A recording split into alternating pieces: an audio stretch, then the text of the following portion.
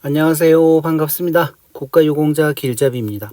이번 신체검사 생략 동의서와 관련된 연장된 내용입니다. 지금 아마 국가보훈부에서 약 2,800명입니다. 2,800명이라는 것은 어떤 소리인가 하면 고엽제 후유증 4가지 질병이 고엽제 후유증으로 전환될 때 그 적용되는 숫자가 약 2,800명 정도 됩니다. 그래서 이 2,800명에게는 아마 보훈지청에서 신체검사 생략 동의서를 제출을 해라 하고 연락을 하신 것 같은데, 이와 관련해서 제가 2가지 영상을 만들어 드렸습니다. 그 첫 번째 영상으로 방광암과 관련해서 승급할 때 어떤 조건이 필요한가도 얘기 드렸고, 이분 같은 경우도 보훈지청에서 신체검사 생략 동의서를 작성을 하라고 연락이 왔는데, 제가 신체검사 생략 동의서를 작성하지 말고 그냥 신체검사를 받으십시오 하면서 계속 대화했던 내용을 보내드렸었는데, 이분이 다시 또 연락이 왔습니다. 보훈지청에서, 그러니까 이제 연락이 왔다는 건 어떤 내용인가 하면, 이미 기존에 대학병원에서 진료기록, 영상기록 다 제출을 하고 신체검사를 받겠다고 보훈지청에 제출을 했는데, 다시 어제 보훈지청에서 또 연락이 왔다고 합니다. 기존 상위처가 당뇨병으로 되어 있고 추가로 신청한 질병이 방광암으로 되어 있다고 얘기를 했답니다. 그런데 이분 같은 경우는 당뇨병을 신청한 적도 없습니다. 방광암으로 해서 고도장애를 언제 받았는가 하면 자그만치 2006년도에 수술을 하고 고도장애를 받으셨던 분이었습니다. 그리고 지금껏 계속 방광암만 치료를 받고 있는데, 갑자기 보훈지청에서는 연락이 와서 기존에 당뇨병이 기존 상위처로 되어 있고 이번에 방광암을 추가로 신청해야 되니 신체검사 생략 동의서를 제출을 해라. 그래서 이게 어떤 내용인가 제게 또 질문을 해 오셨길래, 보훈지청에서 일을 하다 보면 전혀 또 엉뚱한 일들도 일어나기 때문에 그냥 그거 다 무시하고 보훈지청에 연락하셔가지고 그냥 신체검사 받는다고 전화하라고 얘기를 드렸습니다. 자, 그리고 2번째 영상도 만들어 드렸습니다. 신체검사 생략 동의서, 또 이와 비슷한 방광암으로 해서 재발하신 분이 또 연락을 하셔가지고 보훈지청에서 신체검사 생략 동의서를 제출하라 그러는데 어떻게 해야 되냐 해서 제출하지 마시고 신체검사 받으십시오 하고 이 2번째에서도 설명을 드렸고, 재판정 신체검사 할 때 어떤 경우에 신체검사 생략 동의서를 작성을 하고 또 몇 급에서는 작성을 안 하고 그냥 신체검사를 받는지까지 제가 이 영상에서 상세하게 설명을 해 드렸습니다. 다시 한번 얘기를 드리면 6급 사망, 7급 기준 미달 받으셨던 분들은 신체검사 생략 동의서를 작성을 하셔도 아무런 문제가 없습니다. 종합판정에 영향을 끼치지 않기 때문에. 그런데 6급 이항부터는 추가로 신청한 질병이 만약에 6급 이항을 받는다, 그럴 경우는 종합판정에 의해서 더 높은 등급을 받을 수도 있기 때문에 신체검사를 하게 하는 것입니다.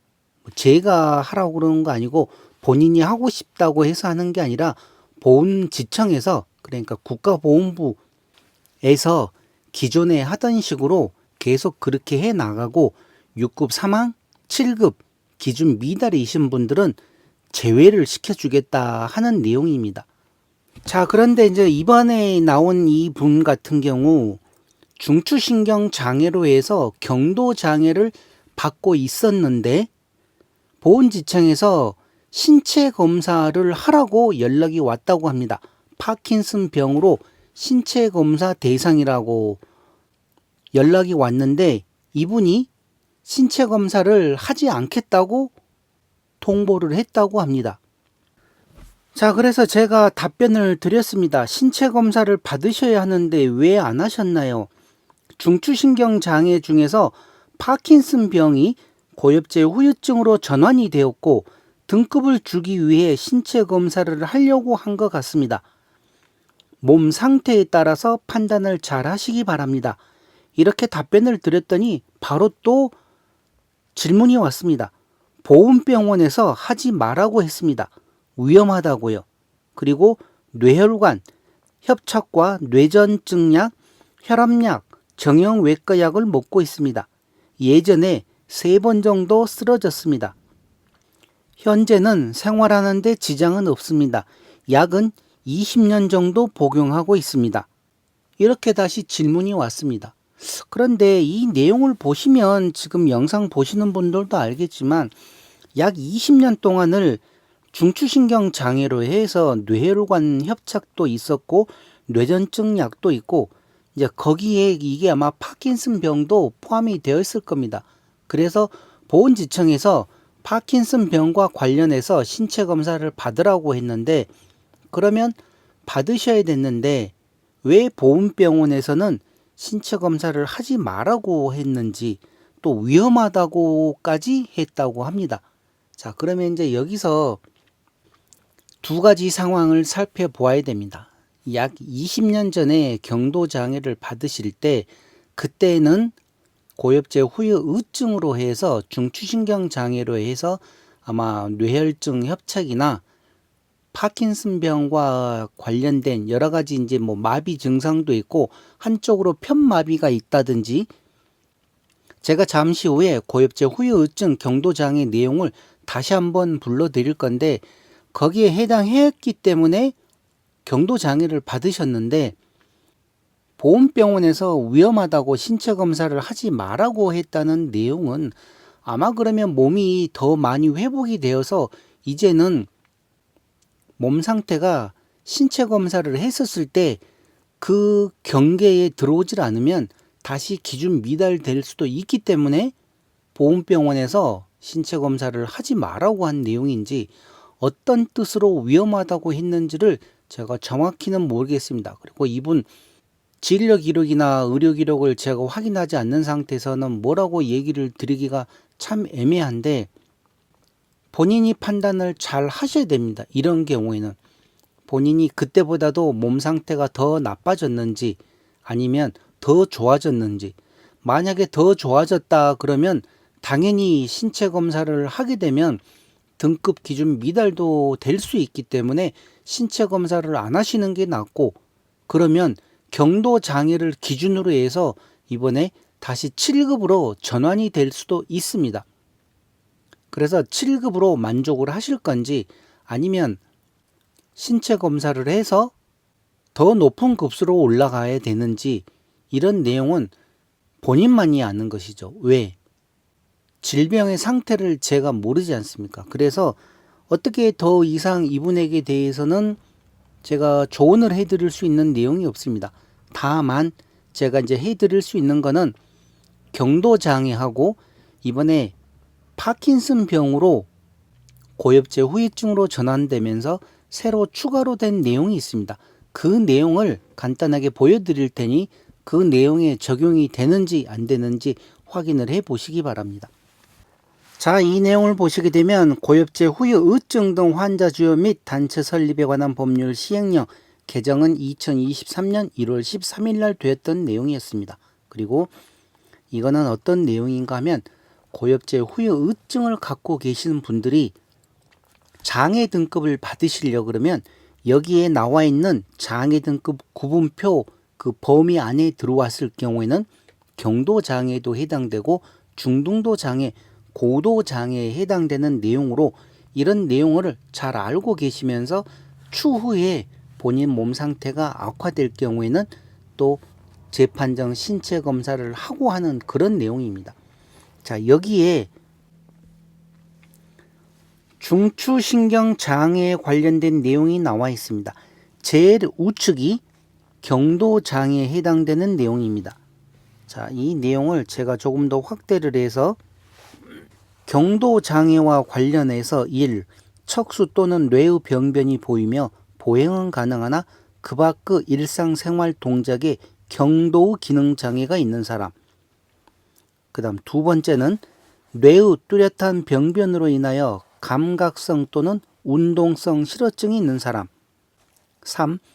CP질 또는 시경노후 병변에 의하여 시야 검사상 정상 시야의 50% 이상 감소한 사람. 4. 뇌경색 또는 뇌출혈에 의하여 두 귀의 청력에 경도 기능장애, 두 귀의 청력 손실이 각각 공기전도 40dB 이상 있는 사람. 5번 퇴행성 치매 환자로 임상 치매 척도 한국판 검사 결과 CDR 1, 2인 사람. 아마 이 5개 중에 뭐 한 가지 정도가 해당되어서 경도 장애를 받고 계셨겠죠. 약 20년 동안. 자, 그러면 이번에는 고엽제 후유증 질병을 갖고 계신 분들이 이제 확인할 수 있는 신체 부위별 상위 등급 결정표에 이번에 중추신경 장애에서 비전형 파킨슨 병이 따로 고엽제 후유증에서 고엽제 후유증으로 전환이 되었습니다. 그러면서 기존에는 이 4번을 보시게 되면 파킨슨 병만 관련된 내용이 나와 있었는데 이제는 파킨슨 병 또는 비전형 파킨슨 증 이렇게 해가지고 상위 등급 결정표에 추가로 포함이 되었습니다. 자, 이럴 때 지금 이 내용이 몇 급인가 하면 7급, 7급에 해당되는 내용입니다. 자, 7급 파킨슨병 또는 비전형 파킨슨 증, 중, 진행성 핵상마비와 다계통 위축증에 의한 임상 증상이 경도로 편측 침범을 보이거나 경미하게 양측 침범을 보이는 사람.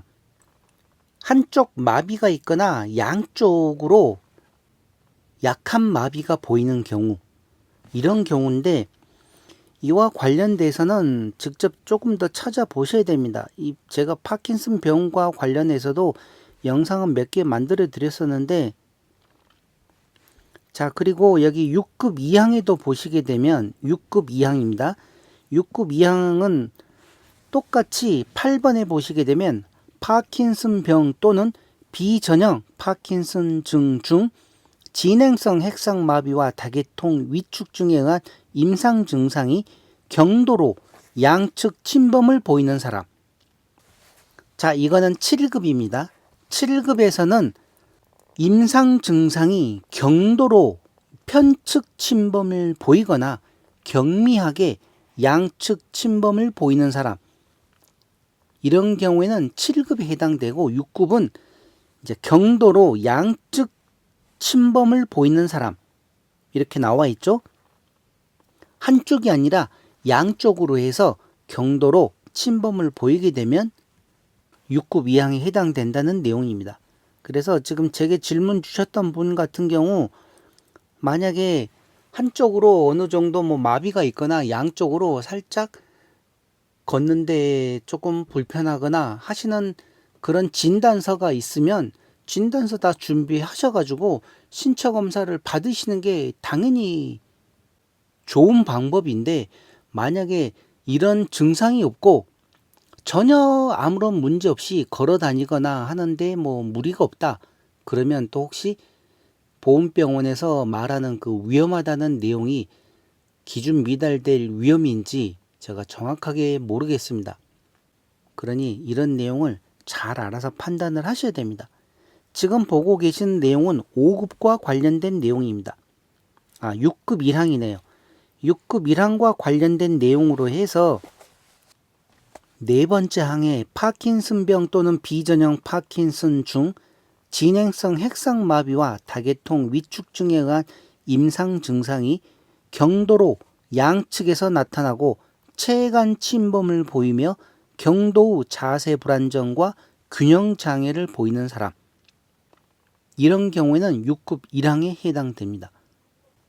자, 그러면 6급 1항 같은 경우는 어떤 경우에 해당되는가 하면 아마도 고엽제 후유증에서 고도 장애를 받으신 분들이거나 중등도 장애를 받으셨던 분들이 이번에 이렇게 고엽제 후유증으로 전환되면서 이 상태에 따라서 똑같은 중등도를 받으셨어도 어떤 분은 6급 이항에 해당될 수도 있고 어떤 분은 6급 1항에 해당될 수도 있고 또 몸 상태가 오랜 세월이 지나서 더 많이 이제 심각해졌다. 그러면 5급도 있고 계속 급수는 올라갑니다. 그렇기 때문에 비전형 파킨슨증으로 해당되시는 분들은 잘 판단을 하셔야 됩니다. 그리고 아마 제 생각에는 보훈지청에서 신체검사 받으라고 했을 경우에는 아마 이게 판정하기가 조금 애매했을 수도 있고 또 어느 정도 시간이 오래 지났기 때문에 다시 하려고 하는 경우도 있고 아무튼 그렇습니다. 그러니 고엽제 후유증에서 중추신경 장애로 이번에 비전형 파킨슨 병으로 전환되시는 분들은 이런 내용 잘 알고 준비를 하시기 바랍니다. 자, 그럼 이번 시간은 이것으로 마치겠습니다. 지금까지 국가유공자 길재비였습니다. 감사합니다.